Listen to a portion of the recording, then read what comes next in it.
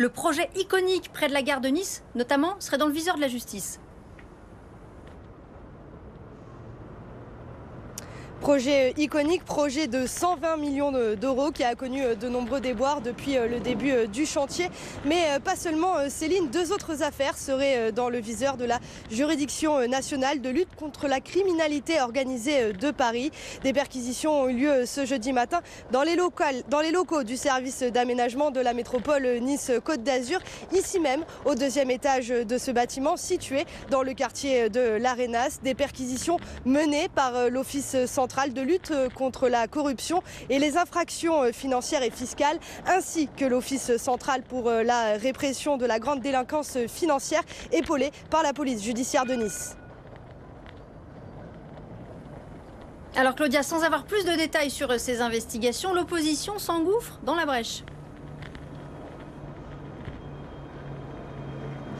Oui, nous avons rencontré Jean Mouchebeuf, vice-président du parti de l'opposition à la municipalité de Nice. Il dénonce les irrégularités et les zones d'ombre autour du projet iconique.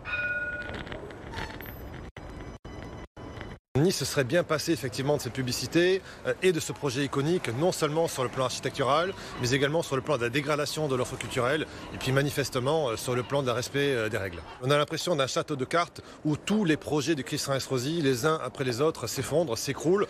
Je pense bien évidemment à la gare du Sud et au déplacement du Mine. Aujourd'hui, donc, ce projet iconique qui devient donc le dossier iconique et peut-être Acropolis avec la justice qui s'est saisie d'ailleurs accordant un moratoire à ses salariés. La mairie de Nice indique dans un communiqué que s'il s'avérait qu'un agent public soit mis en cause dans cette procédure, la métropole engagerait des mesures de suspension, tout en précisant que la ville et la métropole ignorent tout à ce stade de la procédure sur la nature ou sur la portée des investigations.